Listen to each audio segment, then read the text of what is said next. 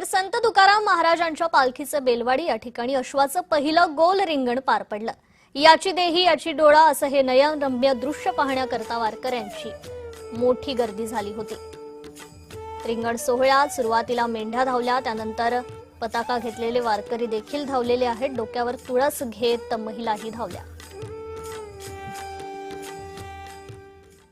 महाराष्ट्र, संपूर्ण देश आणि संपूर्ण मानव जाती, प्राणी मात्र सुद्धा यांना सुख, शांती, समृद्धी, समाधान, आनंद, परमानंद, ब्रह्मानंद मिळो अशी ज्ञानोबा माऊलींच्या, विठोबारायाच्या चरणी, तुकाराम महाराजांच्या चरणी प्रार्थना करतो।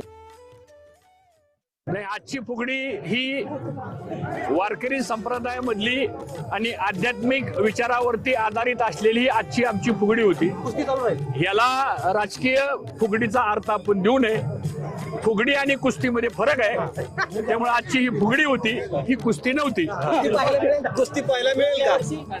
2029 ला ही कुस्ती पाहायला मिळेल का? कुस्ती ही आखाड्यामध्ये असते, कुस्ती ही या वारकरी याच्यामध्ये नसते।